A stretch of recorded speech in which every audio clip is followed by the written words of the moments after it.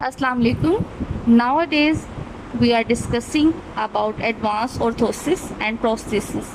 And today's topic is C-leg prosthesis. First of all, you should know that what is C-leg. What is the definition of C-leg? Just like B bionic hand, C-leg built in the similar technology. It has microprocessors that controls the motion of the prosthetic leg, and when it was discovered, it was a milestone in prosthetic field. For the first time, that time sensors continuously measured the user's current gait phase. The next slide is how it works. ये काम कैसे करती है?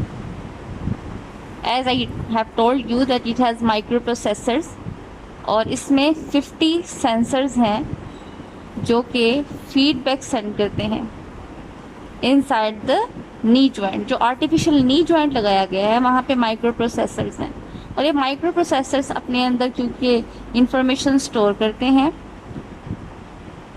तो जो sensors लगी हैं वो पोजीशन को, मोशन को सेंस करके माइक्रो प्रोसेसर्स को फीडबैक अपना सेंड करते हैं हर सेकंड में, और ये बहुत फास्ट काम हो रहा है.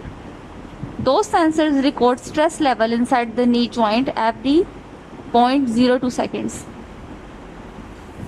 इतनी स्पीड में वो अपने फीडबैक जो भी सेंसर से ले रहा है उसको सेंड कर रहा है कि नी जॉइंट पर कितना स्ट्रेस पड़ रहा है, बॉडी का कितना वेट पड़ रहा है, और वो गेट पैटर्न किस तरह से फॉलो कर रहा है throughout his gait cycle. The C leg keeps the knee stability, free swinging and support when you need. It means जो C leg है वो stance phase और swing phase दोनों ही smoothly perform करवाता है. The next slide is about visual description. जो इसकी components हमें नज़र आते हैं वो कौन कौन से components हैं और उनके क्या क्या function है. So the first component is pyramid adapter.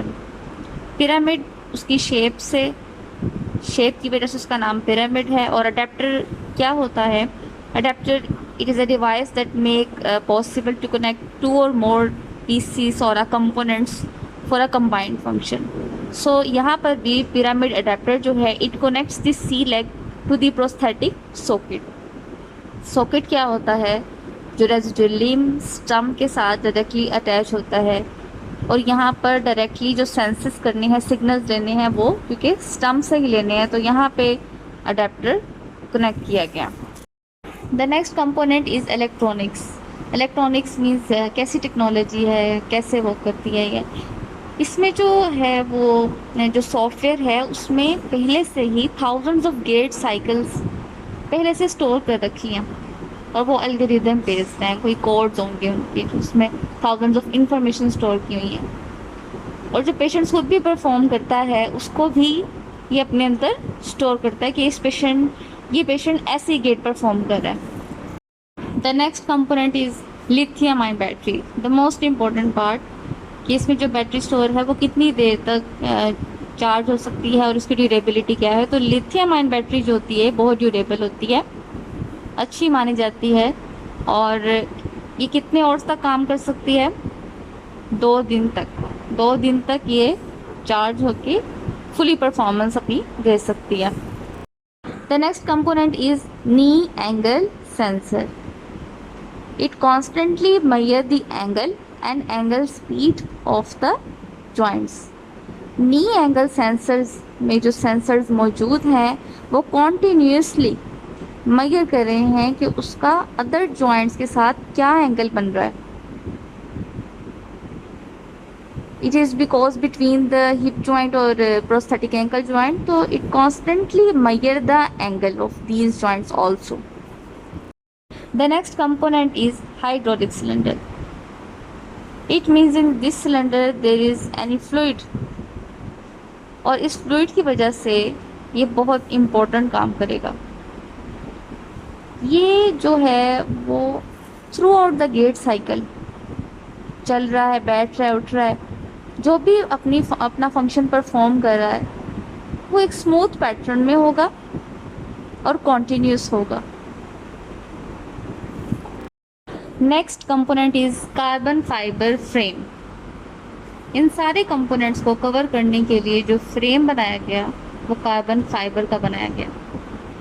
Light weight and super strong, it houses and protects the electronics, hydraulic unit and the battery.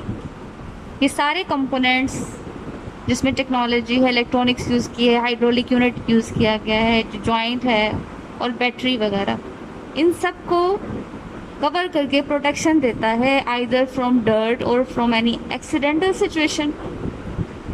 Carbon fibre strong होने के साथ साथ लाइट वेट भी है। दैट्स वाई कंस्ट्रक्टर जो बनाने वाला है उसने इस मटेरियल को चूज़ किया।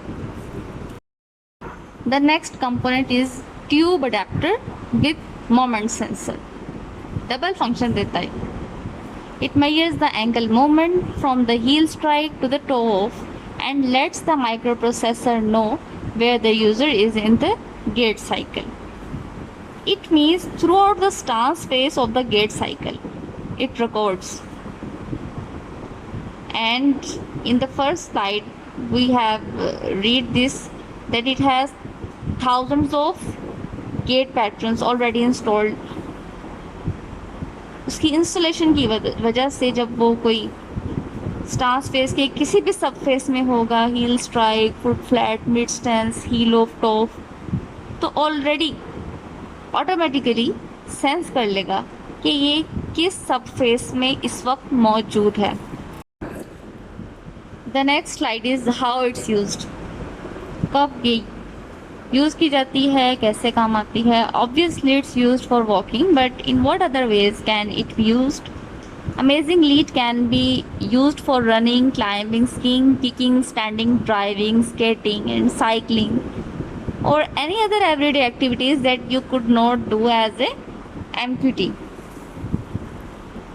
इसके अलावा अदर बेनिफिट्स क्या होते हैं कि पेशेंट सेल्फ सेटिस्फाई रहता है, साइकोलॉजिकली स्टेबल रहता है अपने, अगर वो कोई ऐसी जॉब करता है, डेस्क जॉब है, एनी अदर जॉब, खड़े होने की जॉब है, इधर उधर जाने की, ट्रैवलिंग की जॉब है, तो he can easily perform with this type of processes and he will feel confident.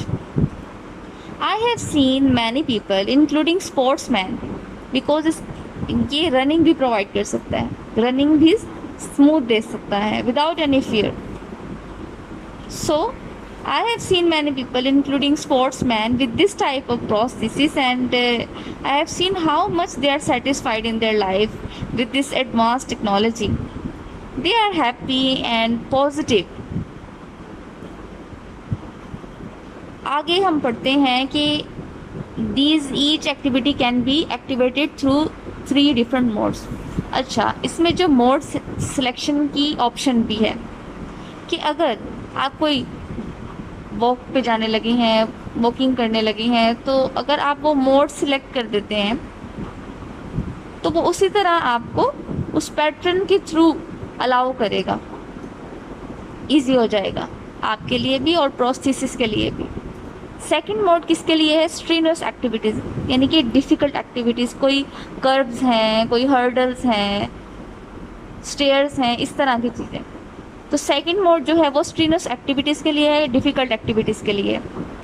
Third mode क्या है? Standing still. अगर सिर्फ खड़े होना है तो उस मोड को सिलेक्ट कर लें ताकि कोई झटका पड़ने से भी नी फ्लेक्स ना हो सके, आप गिर ना जाएं। तो all 3 of these modes are on a wireless remote control and are activated with the push of a button.